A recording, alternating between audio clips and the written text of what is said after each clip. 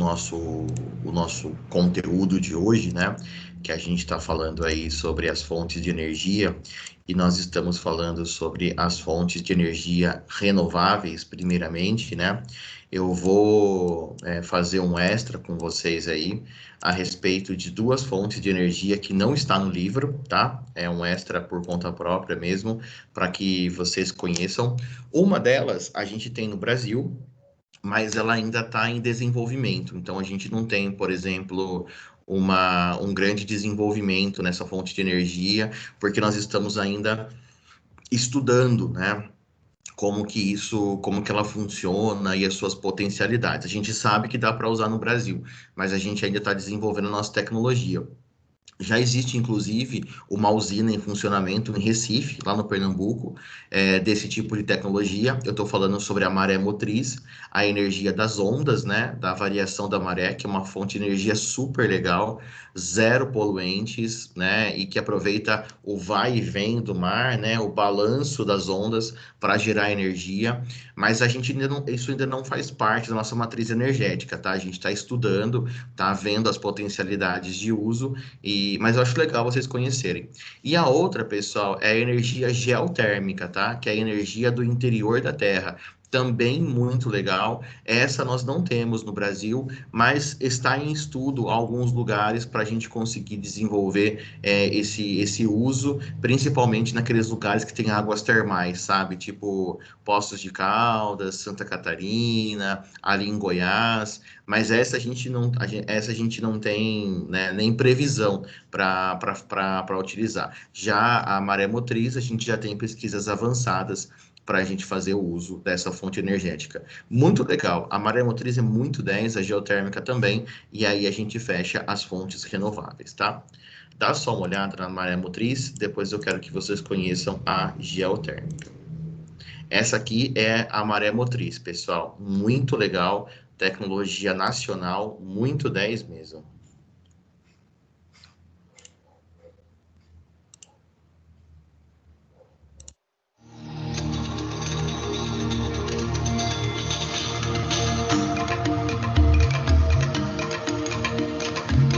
Uma fonte de energia limpa e renovável.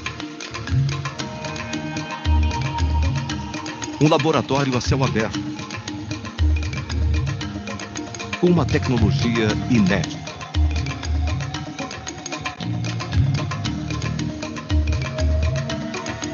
Você vai conhecer agora a primeira usina de ondas da América Latina.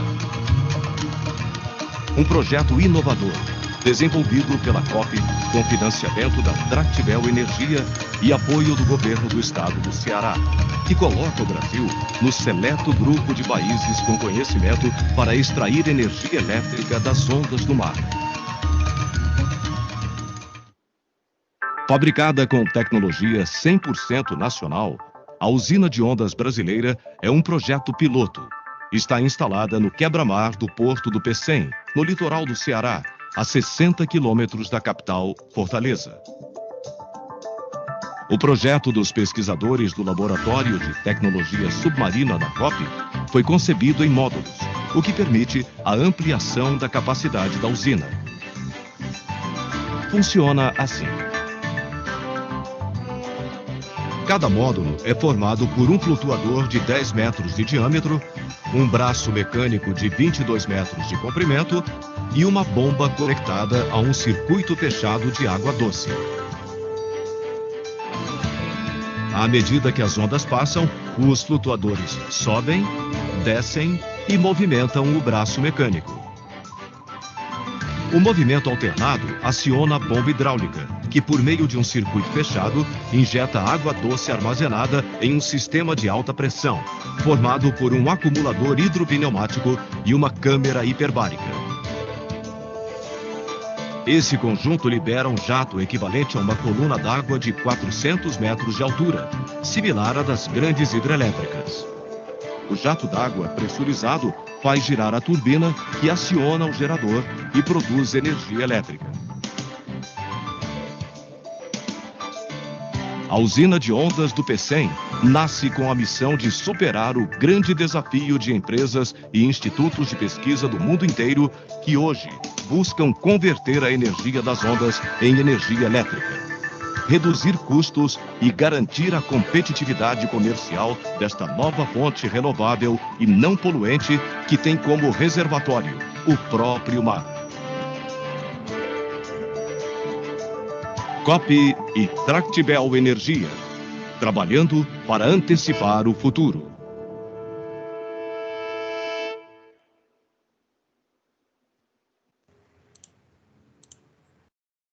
Como vocês puderam ver aí, então, né, pessoal, ali, eu falei para vocês, no Recife, eles também têm uma usina em construção, mas ela, né, essa do vídeo era de Fortaleza, no Ceará, mas ali também em Recife, também a UFP tem uma usina em desenvolvimento. Então, assim, é uma tecnologia nacional, né, 100% nacional, muito legal, se aproveita, né, essa movimentação das marés para fazer a geração de energia limpa, renovável, claro que ainda gera pouca energia, né? Não é uma coisa que você vai fazer um abastecimento de uma grande cidade com isso, mas é mais uma fonte energética para a gente explorar, mais uma fonte renovável, alternativa, sem geração de resíduo, né? Os maiores problemas, pessoal, ela está, né, principalmente, né, na questão da variação das marés, né, que é uma coisa que precisa existir, e também na questão dos materiais que são utilizados, porque eles precisam ser trocados constantemente, porque o mar vai corroendo esses materiais, né? Então, ela ainda está em estudo, está em pesquisa, né? Ainda está em desenvolvimento, mas, né, em breve a gente vai ver aí a maré motriz entrar no nosso rol da matriz energética. Muito legal essa fonte de energia, mas é mais uma curiosidade para vocês saberem que existe realmente, tá? E a outra, pessoal, é a energia geotérmica, tá? Que é muito legal também, e essa o Brasil também está vendo o seu potencial. Mas não tem nenhuma usina no Brasil ainda, tá? Não é igual a Maré Motriz, que já tem ali, né, uma usina em desenvolvimento, né? Nessa aqui a gente está nos estudos ainda. Mas alguns países já aproveitam essa energia, como é o caso da Islândia, uma energia limpa, 100% renovável, alternativa, muito legal. Dá uma olhada.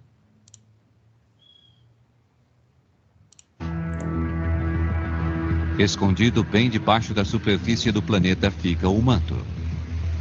Aqui, o magma agita rochas superaquecidas que esquentam bolsões de água subterrânea, fazendo a pressão subir como uma chaleira. Se houver uma fenda, o resultado será este. Geysers. Fumarolas. E quando o magma sobe para a superfície, vulcões espetaculares. Se os engenheiros perfurarem bem fundo neste subterrâneo aquecido, vão encontrar os ingredientes necessários para gerar eletricidade. Existem 3 elementos para achar uma fonte geotérmica: rochas quentes para aquecer a água em primeiro lugar nas rochas, depois precisamos de fissuras que permitam a saída da água quente de onde ela está sendo aquecida.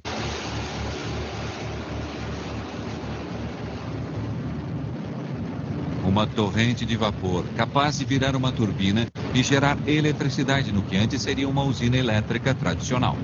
E diferente das outras tecnologias renováveis como energia solar, que não funciona quando não tem sol, e a energia eólica que para quando o vento não sopra, a energia geotérmica gera eletricidade sem parar. Esta tecnologia, que aparenta ser tão potente, permanece desconhecida do público em geral. Ainda existem complicações a serem resolvidas antes que a energia geotérmica possa cumprir com sua promessa. A exploração dos vastos recursos subterrâneos da Islândia tornou-a, em essência, a Arábia Saudita da energia geotérmica. Alguns acreditam que se todas as nações do mundo seguirem os passos da Islândia, carvão, petróleo e usinas nucleares poluentes seriam um assunto do passado. Eu acho que seria bom para todos os países. Se não acredita em nós, então venha até aqui. Passe alguns dias e verá que é muito estável, seguro, bom para a ecologia e barato. Mas existem alguns problemas. Para começar, nem todo mundo vive em cima de um vulcão. Ao contrário das instalações eólicas e solares que podem ser construídas em qualquer lugar, as usinas geotérmicas só podem ser construídas em zonas geológicas propícias, que só ocorrem em menos de 10% do planeta. Quando o vapor sobe pelos tubos, um complexo processo transforma esse vapor no estado natural em eletricidade. Em primeiro lugar, o vapor entra na usina através de uma grande tubulação com isolamento e depois desce pelo piso. Passa por um filtro de vapor para garantir que nada prejudique a turbina. Desce e segue na direção da turbina. O vapor entra por dois lados e se propaga por um conjunto de lâminas rotatórias e estacionárias, que extrai toda a energia do vapor. O vapor faz a turbina girar a 3.000 rotações por minuto, acionando o gerador gigante e produzindo eletricidade pronta para ser distribuída para a população através das linhas de transmissão. Quando o vapor sai da turbina, ele volta ao estado líquido e é enviado para uma enorme torre de resfriamento. Dá para ver as espirais de vapor saindo da torre de resfriamento. Muitas pessoas acham que é fumaça, mas não é. Aquilo ali é vapor de água. Será que o calor da Terra pode ser armazenado não apenas em zonas vulcânicas propícias como a Islândia e os geysers, mas em todo o planeta? Se isso fosse possível, muitos países poderiam construir usinas geotérmicas e o mundo teria uma alternativa para as usinas de combustíveis fósseis. Aplicando os princípios do EGS, os engenheiros já perfuraram com sucesso 3 poços de 5 quilômetros para dentro da rocha quente, injetaram milhões de litros de água pressurizada e criaram um enorme reservatório artificial, parecido com os que foram encontrados nos geysers e na Islândia. O próximo passo, injetar a água no poço central e retirar a água aquecida dos outros 2. De longe, o maior desafio dos salts foi perfurar os poços nas profundidades exigidas pelo EGS. A energia geotérmica tem sido uma das energias renováveis menos conhecidas por mais de meio século. As usinas são operadas por uma fonte grátis de energia, emitem quase nenhum poluente e são lucrativas. No entanto, a energia geotérmica fornece mísero 0,5% da energia mundial, tem pouca influência política e permanece quase que desconhecida do público.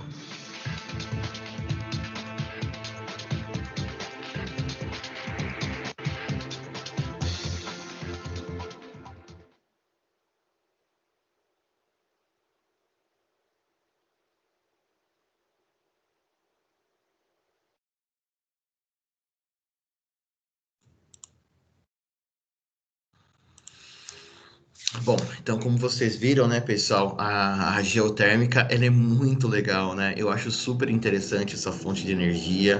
Ela é uma fonte limpa, renovável, né, uma fonte super legal para ser utilizada. Mas a gente ainda não tem pesquisas, né? Assim, nós temos pesquisas no Brasil, mas nós não temos usinas em construção. O problema da geotérmica, é que, primeiro, né, ela é uma fonte energética perigosa, né? Porque você está lidando com áreas que são extremamente instáveis, né? Então, você está próximos de áreas de vulcanismo, de áreas de tectonismo, então ela é uma fonte energética muito instável. É difícil você prever o que vai acontecer, né?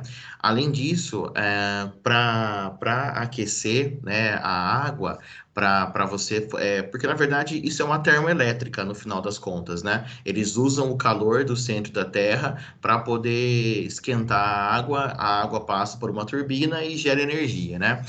Então, o material que você usa tem que ser um material muito resistente, porque o calor interno é muito grande, né? Então, você precisa ter ali um composto, né, de metais que vai realmente suportar o calor e a pressão interna, né? E além disso, você, né, acredito que o ponto mais negativo é que somente em 10% do planeta ela pode ser utilizada. Aproximadamente, pessoal, 10% que são áreas que apresentam potencial geotérmico, né? Então, é uma fonte meio que não dá para usar no mundo todo, mas em lugares que dá para usar, acredito que tenha realmente que fazer o seu uso. É uma fonte muito legal, né?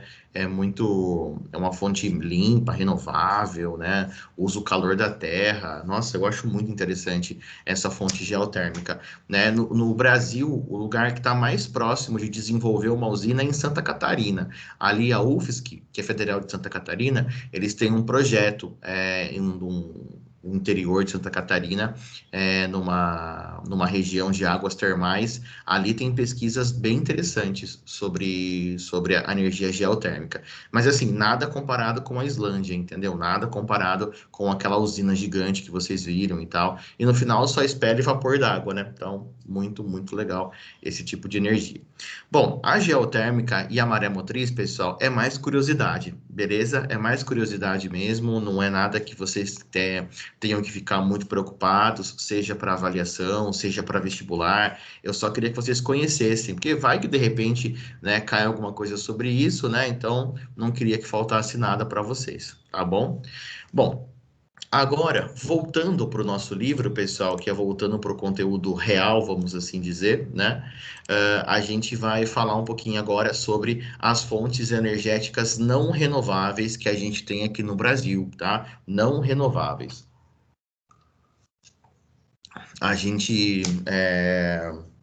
Nós temos no Brasil, né, a geração de energia elétrica, nossa matriz energética, vocês sabem que ela é bem limpa, né?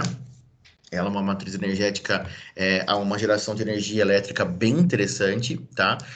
Mas a gente ainda usa bastante, né? Bastante as fontes não renováveis, como o petróleo, o gás natural, o carvão, né? O urânio. A gente ainda também tem uma certa dependência dessas fontes de energia, não somente para gerar energia elétrica, viu, pessoal? Mas para outros usos, né? Como, por exemplo, movimentar caminhões, ônibus, carros, né? A gente ainda usa muito dessas fontes não renováveis, não somente para gerar energia elétrica. Para gerar energia elétrica, até que a gente quase não usa isso não, tá? Aqui tem um mapinha para mostrar para vocês, que é um mapa que mostra as bacias sedimentares do Brasil, tá? Então, a gente já estudou, né, faz tempo, na verdade, mas nós já estudamos que as estruturas geológicas do Brasil, né? E vocês sabem que o Brasil tem bacia sedimentar. Bacia sedimentar, pessoal, só para dar aquela relembrada, né? É aquela estrutura geológica aonde você encontra, obviamente, né, rochas sedimentares, aonde você tem ali uma formação mais recente, diferente dos escudos cristalinos, né, que são formações de bilhões de anos.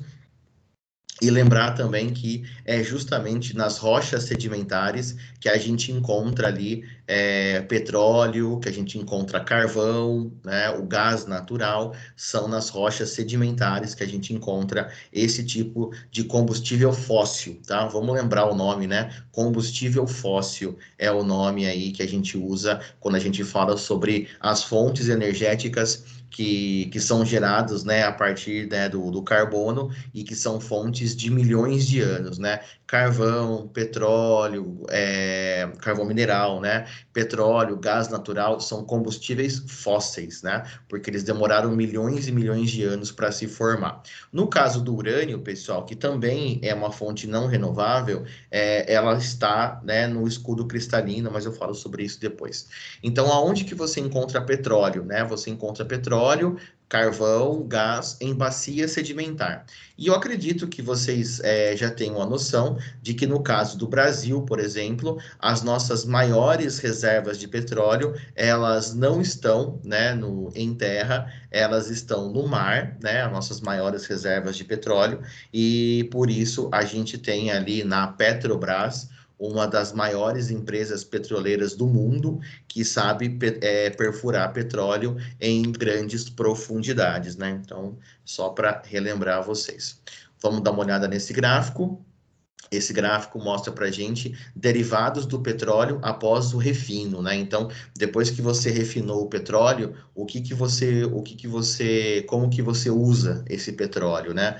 Então, você tira óleo diesel, gasolina, não energéticos, pessoal, é aquilo que você não vai usar para queimar, tipo, por exemplo, plástico. tá? Óleo combustível, GLP, outros energéticos que às vezes são usados nas indústrias. Então, percebam que no caso do Brasil, né, por exemplo, a gente tem aqui um uso do petróleo basicamente, né, para óleo diesel, gasolina, né? A gente usa muito, né, óleo diesel, gasolina e óleo combustível. Então, basicamente, o petróleo no Brasil, pessoal, é para a gente realmente gerar energia, né? Não é energia elétrica, tá? Mas sim gerar... Aliás, a gente também gera energia elétrica, mas a maior parte é para realmente fornecer aí, para movimentar carros, né? Movimentar automóveis, movimentar indústrias, né? Que também é importante. Algumas indústrias usam isso, né? Para poder conseguir fazer a sua produtividade, mas é assim, né? São alguns exemplos do que a gente tira do refino do petróleo. A gente também tem aqui, ó, a produção de petróleo no Brasil, né, para vocês poderem ver. Então, dá para a gente perceber que na bacia de Campos é onde está a maior parte, né, da produção de petróleo do Brasil, na bacia de Campos. Depois a gente tem a bacia de Santos, né, que também está aqui com 13,6, e outras bacias, tá, como a Potiguar, Recôncavo, Sergipe, Solimões, Espírito Santo, Ceará e Alagoas, que dão conta de cerca de 10% do petróleo extraído no Brasil. Então, a maior parte do petróleo brasileiro, pessoal, é extraído do mar, tá? O Brasil, ele explora, né, petróleo em terra em pequena quantidade. Nossas bacias sedimentares ricas em petróleo estão no mar, principalmente a bacia de Santos e a bacia de Campos, que são duas das bacias mais importantes do Brasil. Aproveitando que a gente está falando sobre isso, deixa eu mostrar para vocês essa imagem aqui, ó.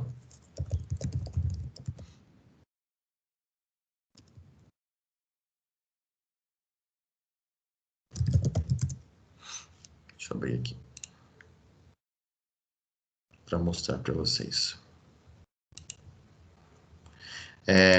Só para a gente localizar, né, que eu acho importante, né, fazer a localização. Deixa eu abrir aqui, ó. É um mapinha da Petrobras. Dá uma olhada aqui, ó.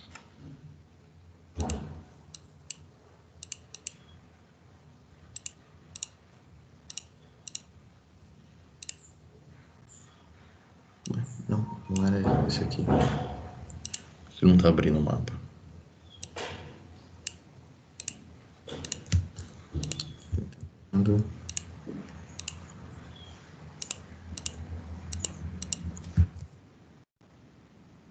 Acho que agora vai.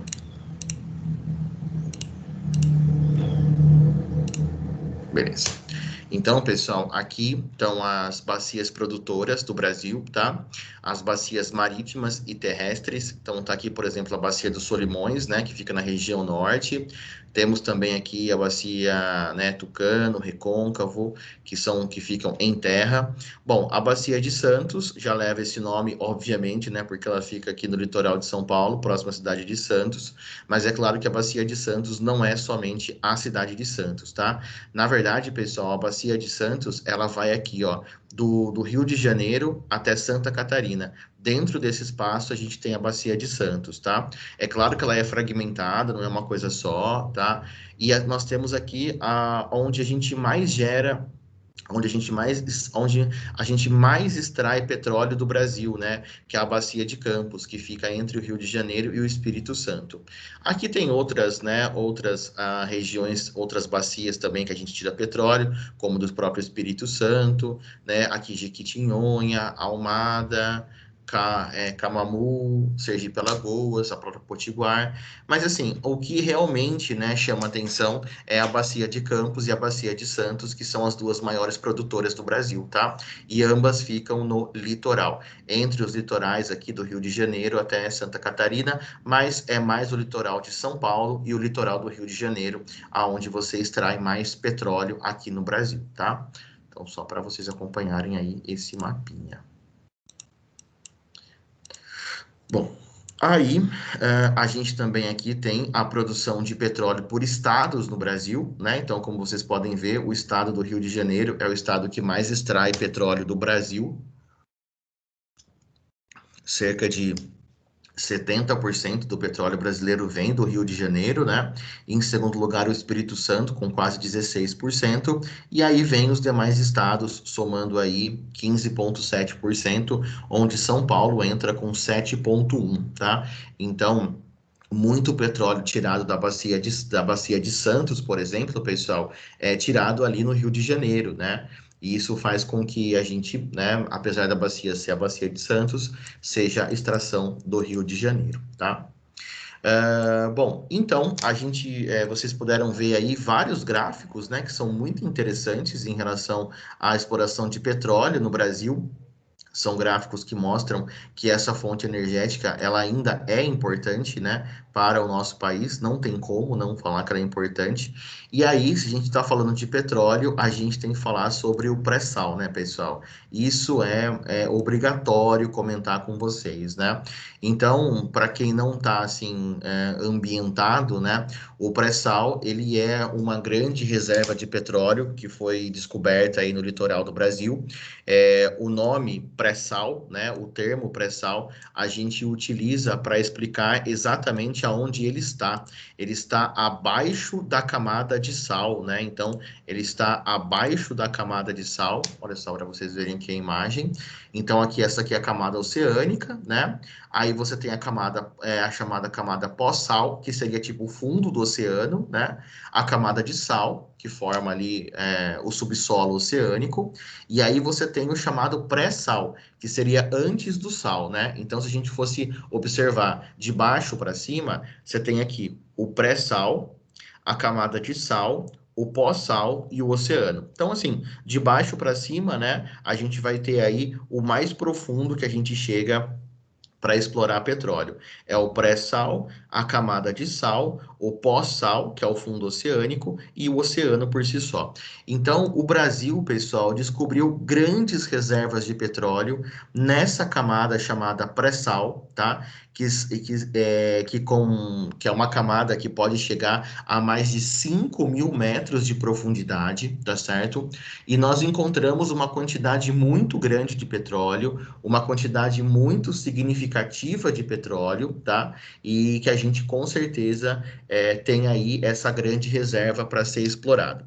O pré-sal, pessoal, é um problema e uma solução. Por quê? Ele é uma solução porque é uma fonte energética muito valiosa. O Brasil achou muito petróleo no pré-sal, tem bastante petróleo de boa qualidade, tá? De boa qualidade, e que faria com que, se a gente conseguisse explorar a sua totalidade, isso faria com que o Brasil ingressasse, inclusive, na OPEP, né? Para quem aí não se lembra, a OPEP é a Organização dos Países Exportadores de Petróleo, que nada mais é, né, do que um grupo que reúne os países que mais exportam petróleo do planeta. Mas chegar no pré-sal é difícil, pessoal, é muito difícil. A Petrobras, ela está desenvolvendo tecnologia para poder fazer essa extração cada vez mais barata, mas não é fácil você chegar em algo que está a 5.000 metros de profundidade. Imagina você perfurar alguma coisa a 5.000 metros. É muito complexo explorar o petróleo do pré-sal. Ele é explorado já no Brasil hoje, tá? O Brasil tem exploração no pré-sal, mas ela ainda custa muito caro. Então, por exemplo, quando o barril de petróleo cai muito o preço, a exploração ela é parada, porque não compensa o gasto que você tem para extrair o petróleo de uma camada tão profunda. Aí, quando o barril de petróleo volta a um preço normal, né, que seria um preço competitivo aí na casa dos $60, por exemplo, né, o petróleo varia muito de preço, viu? 60, 70, 80, às vezes estoura uma crise no Oriente Médio, alguém joga petróleo no mercado, cai para 50, 40, então ele varia muito. O preço do barril de petróleo, ele é bem volúvel, né? Então, quando a gente tem essa variação, né, para poder observar. Então, não é todo dia não é a todo momento que compensa você tirar o petróleo do pré-sal. Tudo isso por quê, né? Porque a partir disso, pessoal, né, o que acontece? Quando você tem um preço do petróleo muito baixo, né, quando o preço do petróleo não está muito alto, então não compensa fazer a exploração. Por exemplo, o preço do barril de petróleo, ele está hoje na casa dos $40, entendeu? Está na casa dos $40. Isso é claro, né, para vocês compararem com hoje, né? Em abril, pessoal, para ter uma noção, em abril ele chegou a $23 o preço do barril. Mas em outubro de 2018, ele custava 80. Então, só para vocês entenderem como o petróleo varia de preço. Então, quando o petróleo está na casa dos $40, né? Ele compensa, na casa dos $30, $40, compensa tirar o pré-sal, mas quando ele fica muito baixo, não compensa não, tá? Então, e também é um problema, pessoal, porque assim, né? O Brasil, ele tem uma fonte muito rica para explorar, que é o pré-sal, mas ao mesmo tempo a gente está investindo em combustível fóssil, né? O mundo todo está seguindo aí em outras tendências, né? O mundo todo está indo aí para outros patamares e a gente está investindo em combustível fóssil, né? Então, é assim, é uma riqueza que eu acredito que seja importante. O Brasil tem que realmente explorar essa riqueza, se for viável, mas a gente não pode depender desse petróleo para poder, assim, vamos falar, fazer disso a nossa matriz energética, entendeu? Eu acho que vai ser um grande retrocesso a gente ficar bitolado no pré-sal, enquanto a gente tem tantas outras possibilidades de uso de matrizes limpas, renováveis, e que vão ser muito melhor para o Brasil, para o meio ambiente, né? Então, eu acredito realmente que a gente deveria, né, estar focado aí em outras fontes de energia que não fosse, né, o petróleo, mas também sem abrir mão dessa riqueza que a gente tem, e é sim uma riqueza muito considerável. As pesquisas indicam aí que existem bilhões de barris de petróleo para serem tiradas do pré-sal, então é para a gente sim, né, olhar com muito carinho para o pré-sal, mas acredito que a gente não deva fazer disso a nossa matriz energética, né? Então, é interessante que vocês saibam aí. E o pré-sal, pessoal, ele se localiza aqui, ó, nos litorais aqui, ó, de Santa Catarina até o Espírito Santo. Ele está ali na Bacia de Santos e na Bacia de Campos, em profundidades, né, em grandes profundidades, né? Então, é realmente um local para a gente explorar com muito cuidado.